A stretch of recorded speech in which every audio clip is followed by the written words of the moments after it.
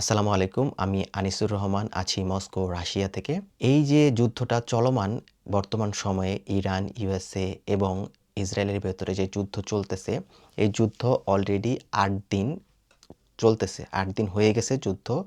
তারা কমপ্লিট করছে, ৮ দিন হয়ে গেছে।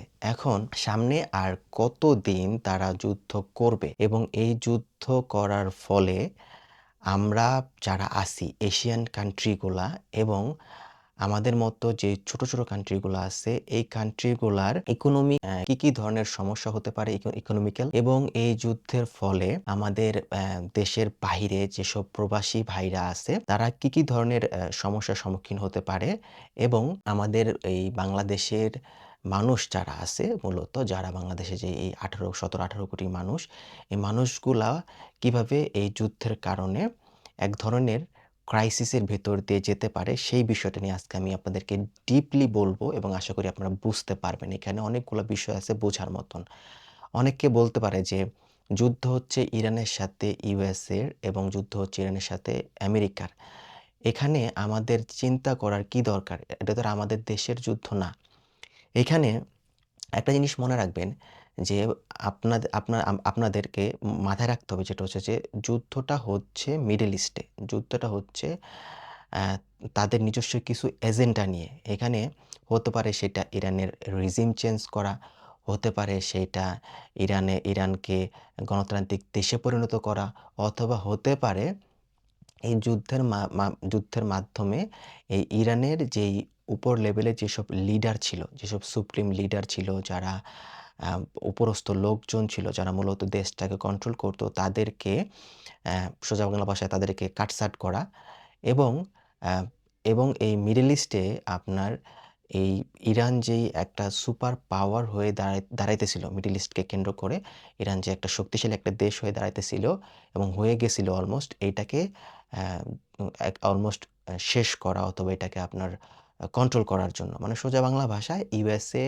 এবং ইসরায়েল যেটা করে সেটা হচ্ছে যে তারা চায় যে তাদেরকে যেই দেশগুলা আছে সেটা ছোট হোক, বড় হোক সবাই তাদেরকে মেনে চলুক। তাদেরকে সবাই সবসময় তাদের কথায় তারা তাদের দেশকে চালাক এবং তাদের যেই সিস্টেমটা আছে এই সিস্টেমের ভেতরে তারা থাকুক। এটা হতে পারে আপনার যেমন একটা উদাহরণ দিচ্ছি, যেমন আপনি যদি খেয়াল করেন যে বর্তমান সময়ে চায়না কিন্তু চাচ্ছে যে চায়না চাচ্ছে কি যে এই আফ্রিকান কান্ট্রি, এশিয়ান কান্ট্রি গুলার ভেতরে বিশাল বড় একটা আপনার প্রজেক্ট করে এটাকে তাদের যেই কি বলে আপনার একটা প্রজেক্ট তারা করছে সেটা হচ্ছে যে পুরা আফ্রিকা এবং অ্যা এই এশিয়ার ভেতরে তারা কি করবে? এই ডেভেলপমেন্টের জন্য তারা লোন দিবে। ওইসব দেশের ডেভেলপমেন্টের জন্য এই চায়না তাদেরকে সহায়তা করবে। তাদের যা লাগে তাদেরকে দিয়ে সে তার একটা বিস্তার সে করবে। ঠিক যেটা করে আসতেছে এবং যেটা করতেছে। সেক্ষেত্রে দেখেন আমেরিকা কিন্তু চায় না যে এটা হোক। আমেরিকা যেটা চায়, ইউএসএ যেটা চায় মানে যেটা চায় সেটা হচ্ছে যে তারা বর্তমান সময়ে এই সারা বিশ্ব কন্ট্রোল করতেছে। তারা সুপার পাওয়ার আছে। তারা সুপার পাওয়ার থাকবে এবং অন্য কোনো দেশ এই সুপার পাওয়ার হিসেবে দাঁড়াতে পারবে না। আপনারা যদি খেয়াল করেন যে ব্রিক্স যেটা আরকি, ব্রিক্সকে আপনি দেখবেন যে বড়, বড় দেশগুলা কিন্তু এর সাথে কিন্তু যুক্ত। Russia, China, a a S A Brazil, south Africa, India. এই যে দেশগুলা, এই দেশগুলা কিন্তু তারা কিন্তু এই ইকোনমিক্যাল যেই একটা হাব তারা যে চাইছিল যে অ্যা অ্যা এই যেই ডলার যে ডমিন্যান্সটা, ডলারের যেই মানে আপনার পেট্রো ডলার যেটা, এই ডলারটাকে তারা চাচ্ছিল যে রিপ্লেস করে তারা ব্রিক্সের একটা নতুন একটা কারেন্সি লঞ্চ করে এই কারেন্সির মাধ্যমে ট্রেডিং করার জন্য। এর কারণটা কি? যে কিছু হইলেই যেকোনো সময় ইউএসএ যে স্যাংশন গুলা দেয় যেকোনো কান্ট্রির উপরে এই ডলারের কে কেন্দ্র করে তারা যে স্যাংশন গুলা দেয় এইটা থেকে বের হয়ে আসার জন্য এবং এইটা এইটার যেই একটা ব্যাড ইফেক্ট হয় এই স্যাংশন দিলে এইটা যেন কোনো কান্ট্রিতে সাফার না করে ইন দ্যা ফিউচারে এর বিভিন্ন এজেন্ডা আছে এর পেছনে। এইটার মূলত এই দেশগুলোর এজেন্ট অনেক বড়, বড় এজেন্ডা আছে তাদের। মেইন এজেন্ডা হচ্ছে আপনার এই যে সরি এই যে আপনার পেট্রো ডলার যেটা, এই পেট্রো ডলারকে আপনার এই বিদায় করার একটা চিন্তাভাবনা ছিল এবং নিজস্ব কারেন্সিতে তারা ট্রেডিং করার জন্য তারা কিন্তু আ এটা কিন্তু তারা কিন্তু চালু করছে। এখন যদি আমরা খেয়াল করি তারা কিন্তু অনেকটা সফল হইছে এই নিজস্ব কান্ট্রিতে কারেন্সিতে ট্রেডিং করার জন্য, আ আ লেনদেন করার জন্য। এখন ইরানের যেটা হইছে, ইরানের বিষয়টা কি হইছে? আপনার অনেক আগে থেকেই আপনার এই যে আপনার এই যুদ্ধটা অনেক আগে থেকেই হওয়ার কথা। আপনারা যদি খেয়াল করেন, এর আগে একবার শুরু হয়েছিল ১২ দিন হওয়ার পরে বন্ধ হয়ে গেছে, ১১-১২ দিন হওয়ার পর বন্ধ হয়ে গেছে। তো এইবার যেটা হইছে, এইবার যেই বিষয়টা মানে দেখা যাচ্ছে সেটা হচ্ছে যে এইটা কিন্তু কিন্তু শুধুমাত্র ইরান, তারপর হচ্ছে আপনার ইসরায়েল আর কিন্তু এই আপনার ইউএস এর কিন্তু যুদ্ধ কিন্তু নাই। এটা কিন্তু আপনার ছড়াই গেছে হচ্ছে মিডল ইস্ট জুড়ে। আপনি যদি খেয়াল করেন এখানে মিডল ইস্টে আপনার এখানে ক্ষতিগ্রস্ত হচ্ছে দুবাই, এখানে ক্ষতিগ্রস্ত হচ্ছে সৌদি আরাবিয়া, ওমান, কাতার, ইরাক, তারপরে বাহরাইন। এই যে দেশগুলো আছে যেগুলো মিডল ইস্টের দেশ, এই দেশগুলো কিন্তু ব্যাপকভাবে কিন্তু তারা ক্ষতিগ্রস্ত হচ্ছে। এখন আপনারা যে আগের কোয়েশ্চেন, আপনারা বলতে পারেন যে, "তারা ক্ষতিগ্রস্ত হচ্ছে, এতে আমাদের সমস্যা কি?" আমি একটা লজিক্যাল আপনাদেরকে একটা কোয়েশ্চেন করি। আপনি দেখেন, আপনার আমাদের যেই ফরেন কারেন্সি যেটা আসে, রেমিটেন্স যেটা আসে মূলত বাংলাদেশে, সেটা আসে হচ্ছে আপনার মিডল ইস্টের কান্ট্রি গুলা থেকে প্রচুর পরিমাণে রেমিটেন্স আসে। আপনার অ্যারাউন্ড ৩০ লাখের মতন, যেটা আরকি যেটা জানি আমি। ৩০ লাখের মতন আপনার বাংলাদেশী ওয়ার্কার আছে যারা মানে যারা কাজ করে, প্রবাসী তারা এই শুধুমাত্র সৌদি আরবে আছে ৩০ লাখের মতন। এছাড়া যে আরো দেশগুলো আছে ওমান, কাতার, বাহরাইন, তারপর হচ্ছে আপনার অ্যা UAE, এই যে আরো অনেকগুলো দেশ আছে, কুয়েত, এইসব দেশে কিন্তু আরো বাঙালি আছে, লাখ, লাখ বাঙালি আছে। এখন আপনারা শুধু একটা জিনিস খেয়াল করেন। এই যে ৮ দিন, আজকে ৭ দিন যুদ্ধ শেষ, ৮ দিন যে চলে, এই ৮ দিনের যুদ্ধে আপনারা খেয়াল করেন মিডল ইস্টের যেই মানে একটা হাব ছিল, ট্যুরিজমের একটা হাব ছিল, এটা কিন্তু অলমোস্ট কিন্তু একটা ঝুঁকির মধ্যে পড়ে গেছে। যারা মিডল ইস্টে ছিল, যারা হচ্ছে যেমন উদাহরণস্বরূপ যারা UAE তে ছিল, দুবাইতে ছিল, আম যারা আবুধাবিতে ছিল, সেখানে হিউজ পরিমাণ টুরিস্ট। তো তারা কিন্তু সেখান থেকে এখন কিন্তু বের হওয়ার জন্য কিন্তু চেষ্টা করতেছে। তো আপনারা বিভিন্ন নিউজে দেখবেন যে ২-১ টা ফ্লাইট হচ্ছে, যারা অনেক বিলিয়নিয়ার তারা হচ্ছে এই সিচুয়েশনে হওয়ার কারণে তারা চার্টার্ড ফ্লাইট তারা ভাড়া করে তারা সেখান থেকে বিভিন্ন দেশে চলে যাওয়ার চেষ্টা করতেছে। এখন আমাদের দেশের সমস্যাটা কোথায় হতে পারে সেইটা আপনাদেরকে আমি বলি। এখানে বিষয়টা হচ্ছে যে যুদ্ধ করতেছে ইরান, তারা করতেছে। কিন্তু এই যুদ্ধের কারণে আমাদের দেশে কয়েকটা ভাবে ক্ষতিগ্রস্ত হচ্ছে। ১ম ক্ষতিগ্রস্ত কিভাবে হচ্ছে? দেখেন, সারা বিশ্ব বর্তমান সময়ে সারা বিশ্ব চলে কিন্তু কয়েকটা কয়েকটা এলিমেন্টস এর উপরে। ১ম যেই এলিমেন্টসটা যদি আমরা বলি সেটা হচ্ছে আপনার অয়েল, তেল। এরপরে এলিমেন্টসটা হচ্ছে কি আপনার, আপনার এই যে পোশাক আমদানি রপ্তানি করা, তারপর হচ্ছে আপনার খাদ্যদ্রব্য দ্রব্য আমদানি রপ্তানি করা। কিন্তু সবচেয়ে মেইন যেটা হচ্ছে সেটা হচ্ছে তেল। এখন আমাদের বাংলাদেশে কিন্তু তেল কিন্তু নাই। আমাদের বাংলাদেশে যেই হিউজ পরিমাণ যে যানবাহন আছে, আমি শুধু যানবাহনের এক্সাম্পলটা আপনাদেরকে দেই। আমাদের বাংলাদেশে যে হিউজ পরিমাণ যে যান জি পরিমা পরি যে হিউজ পরিমাণ যে যানবাহন আছে, এই যানবাহনগুলার বিষয়টা যদি বলি, এগুলো সবগুলা কিন্তু কিভাবে চলে? গ্যাসের থেকে কিন্তু তেলে কিন্তু বেশি চলে। এখন আবার বিভিন্ন জায়গাতে আমাদের কিন্তু বিভিন্ন বিদ্যুৎ উৎপাদন কেন্দ্র আছে যেখানে কিন্তু তেল ব্যবহার করা হয়। আবার বিভিন্ন জায়গাতে তেলের ব্যবহার হয়ে থাকে। এখন এই তেলের যে ব্যারেল ছিল, সেটা কিন্তু আপনারা যদি দেখেন, আপনারা নিউজে দেখলে দেখতে পারবেন যে তেলের ব্যারেলটা কিন্তু বাড়তেছে। এটা কেন বাড়তেছে? কারণ হচ্ছে যে ইরান মূলত তাদের যেই এই এই হরমুজ প্রণালী যেটা আছে আরকি, হরমুজ প্রণালী যেখান দিয়ে মূলত জাহাজ আসা যাওয়া করে, যেখান থেকে তেল অ্যা বিভিন্ন দেশ থেকে তেল, আরবে বিভিন্ন দেশ থেকে তেল সেই প্রণালী হয়ে আসে এবং বিভিন্ন ধরনের খাদ্যবস্তু, বিভিন্ন ধরনের প্রোডাক্ট সেই প্রণালী হয়ে আসা যাওয়া করে এবং সেখান থেকে কিন্তু আমাদের দেশেও কিন্তু প্রোডাক্ট আসে। আমাদের দেশে কিন্তু তেল আসে।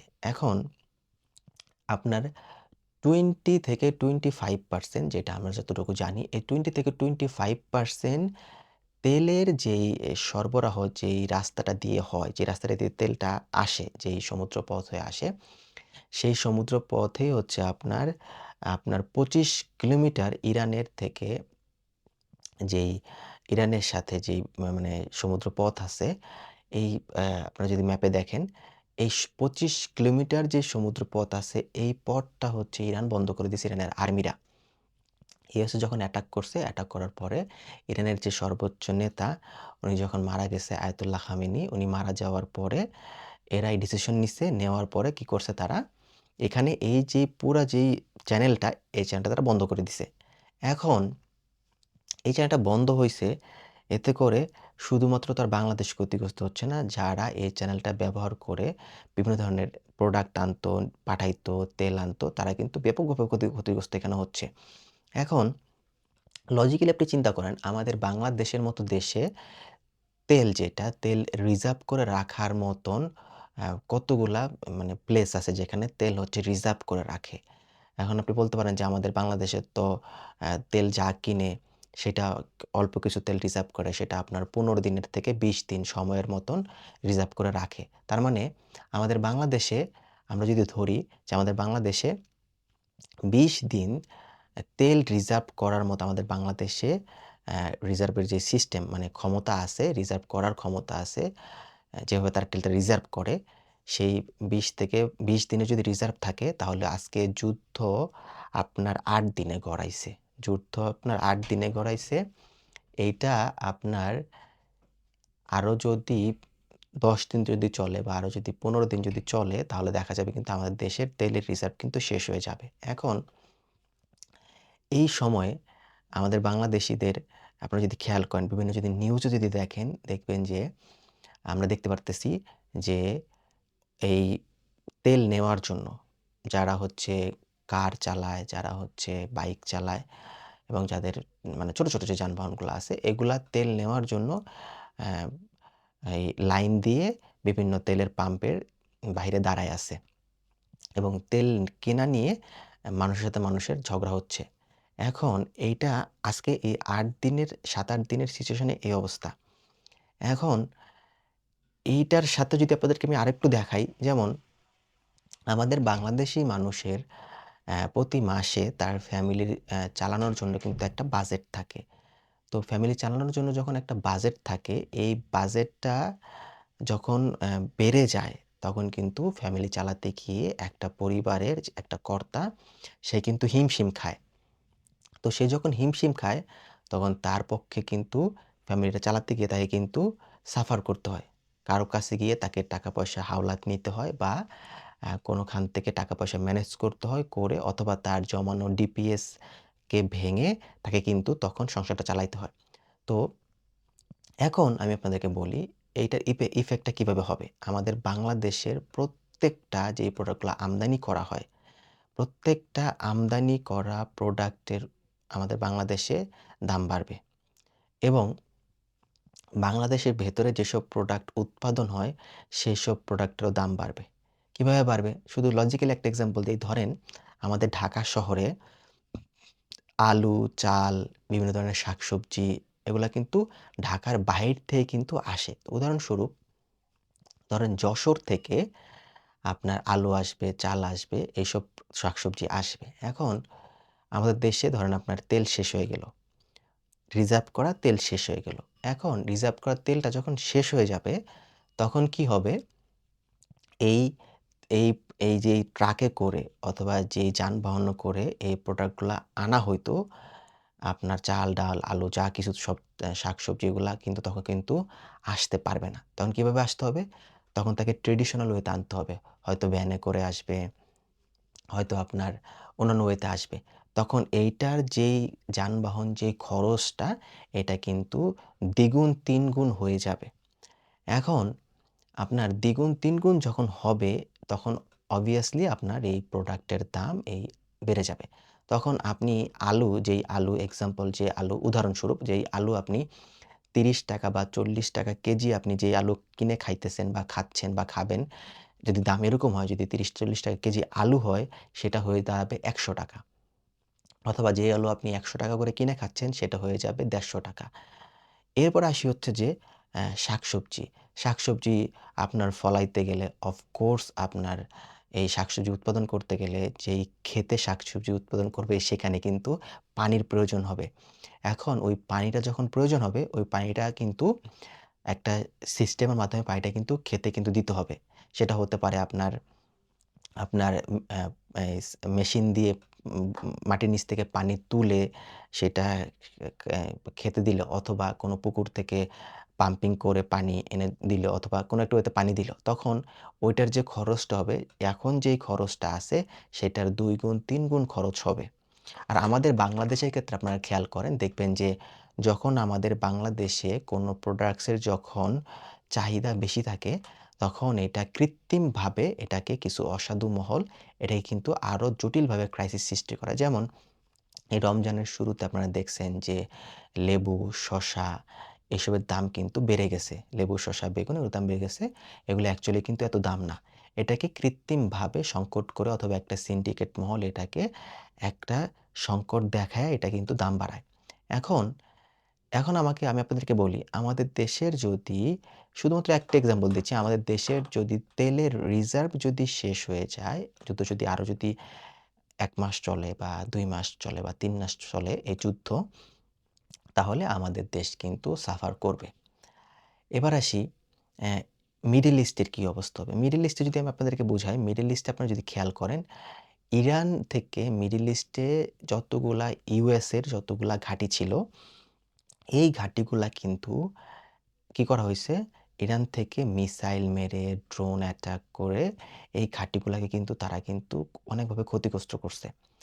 এবং এই যে মিডল ইস্টের যে একটা ইকোনমিক্যাল যে একটা ছিল মানে হাব ছিল যেটা আমরা বলি যেখানে হচ্ছে আপনার প্রচুর পরিমাণে টুরিস্ট আসতো, প্রচুর পরিমাণে ইনভেস্ট হইতো। সেটা কিন্তু এখন একটা রিস্কে গিয়ে দাঁড়াইছে। কারণ কি? আপনারা জানেন যে সবাই শুধু বলতো যে দুবাই বা ইউনাইটেড আরব এমিরেটস এটা হচ্ছে অনেক সেফেস্ট একটা কান্ট্রি।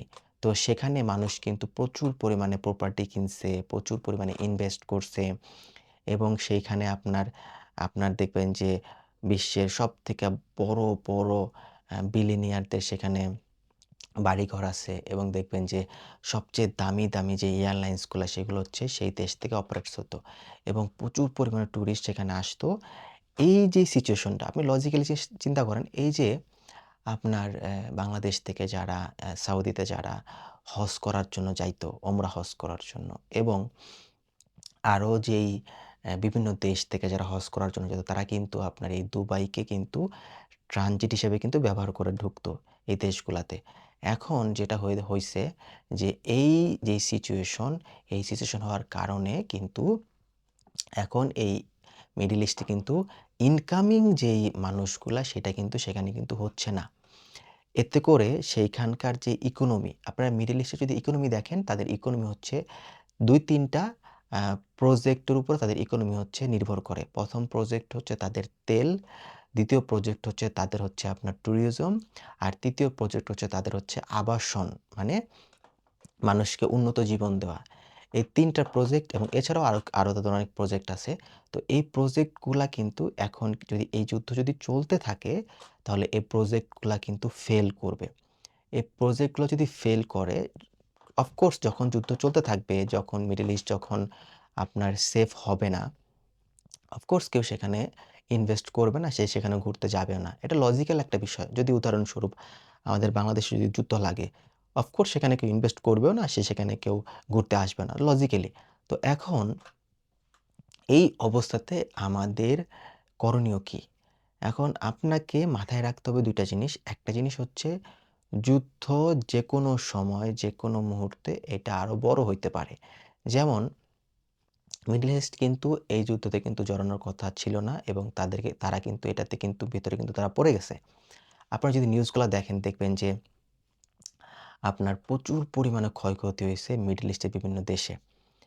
এখন এইটা আমাদের দেশ থেকে কিন্তু ইরান কিন্তু বেশি দূরে না। আমাদের দেশ থেকে কিন্তু আপনার এই পাকিস্তান কিন্তু বেশি দূরে না। এখন যদি এই যুদ্ধ আপনার কোনো না কোনোভাবে যদি ছড়ায়া যায় তাহলে কিন্তু আমাদের দেশের মানুষের আপনার ফ্যামিলি নিয়ে বেঁচে থাকা কিন্তু অনেক কষ্টকর হয়ে যাবে। আমাদের করণীয় কি? আমাদের করণীয় হচ্ছে আমাদের যে করণীয় সেটা হচ্ছে ১ম করণীয় যেটা হচ্ছে সেটা হচ্ছে যে এখন আপনারা দেখতে পারতেছেন যে আমাদের দেশে যে সংকটগুলা আসতে পারে, সেই ক্ষেত্রে আমাদেরকে যেটা করতে হবে আমাদেরকে সেভিংস করতে হবে, সেভিংস। অযথা আপনারা আপনাদের টাকা-পয়সা কোথাও নষ্ট করবেন না। আপনারা সেভিংস করবেন এবং চেষ্টা করবেন যে আমাদের দেশে যেই সরকারিভাবে এই যে আপনার যে প্রাইভেটভাবে যেই ধরনের সার্ভিসগুলা প্রোভাইড করে, আপনার সেই সার্ভিসগুলাকে আপনারা সুন্দরভাবে ব্যবহার করার জন্য, যেমন হচ্ছে আপনার ইলেকট্রিসিটি খুব সুন্দরভাবে ব্যবহার করার জন্য, গ্যাসটা সুন্দরভাবে ব্যবহার করার জন্য, তারপর হচ্ছে আপনার আমাদের দেশের আপনার যেই প্রোডাক্টগুলো আছে সেগুলোকে সুন্দরভাবে ব্যবহার করার জন্য চেষ্টা করবেন এবং আপনারা আরেকটা কাজ করবেন সেটা হচ্ছে যে মানুষকে সচেতন করবেন এবং যুদ্ধ যদি আরো যদি সামনের দিকে যদি চলমান হয় তাহলে বাংলাদেশের মানুষের করণীয় কী এবং আমাদের একটা পরিবারকে কিভাবে চালাতে হবে এই জিনিসগুলো নিয়ে এখন থেকেই যেন আপনারা একটু প্রিপারেশন যাতে নেন। তাহলে কি হবে? যদি এটা যদি দীর্ঘস্থায়ী হয় তাহলে আমরা এট লিস্ট আমাদের পরিবার যারা আছে পরিবারদেরকে নিয়ে আমরা কিন্তু এট লিস্ট আমরা সারভাইভ করতে পারবো। আর আর আরেকটা জিনিস মাথায় রাখবেন সেটা হচ্ছে যে যুদ্ধ শুরু হইতে কিন্তু সময় লাগে না, শেষ হইতে কিন্তু সময় লাগে। আর যুদ্ধটা যখন শুরু হয় তখন যেই পক্ষ যা বা যেই ২ পক্ষ যুদ্ধ শুরু করে তারা কিন্তু শুরু করার কিন্তু ডেট তারা কিন্তু জানে যে আমরা অমুক দিনে শুরু করতে যাচ্ছি। কিন্তু এই যুদ্ধটা শেষ করার ডেট কিন্তু কেউ বলতে পারে না যে কতদিন পরে শেষ হবে বা কোন তারিখে শেষ হবে এটা কিন্তু কেউ বলতে পারে না। আপনারা বিভিন্ন দেশের যুদ্ধগুলো আপনারা একটু এনালাইসিস করে দেখেন। দেখবেন যে যুদ্ধ শুরু হইছে কিন্তু শেষ হইছে ১০ বছর পরে, ২০ বছর পরে। আপনারা যদি খেয়াল করেন যেমন এই আফগানিস্তানে যখন হয় ইউএস এর সাথে, তখন সেই যুদ্ধ কিন্তু ২০ বছর কিন্তু যুদ্ধ চলছে। তো ২০ বছর পরে আমেরিকা বাধ্য হইছে এই অ্যা আফগানিস্তান থেকে চলে যাওয়ার জন্য। আবার আপনারা যদি সিরিয়ার যুদ্ধটা দেখেন, আপনারা যদি গাজার যুদ্ধটা দেখেন, আপনারা যদি ইরাকের যুদ্ধটা দেখেন, আপনারা খেয়াল করেন কত বছর এই যুদ্ধগুলা স্থায়িত্ব হচ্ছে। আমি স্কুল থেকেই শুনতেছি যে এই যে ইসরায়েল আর গাজার যে যুদ্ধ। তো একটা যুদ্ধ অ্যা শুরু হয় একটা সময়ে মানুষ বলতে পারে যে এখন যুদ্ধটা শুরু হইতেছে বা যারা যুদ্ধ করে তারা বলতে পারে যে যুদ্ধ শুরু হচ্ছে। কিন্তু যুদ্ধটা যে শেষ হবে এটা কেউ বলতে পারে না। সেক্ষেত্রে আমি আপনাদেরকে বলব, আপনারা আপনাদের পরিবারের জন্য সেভিংস করেন।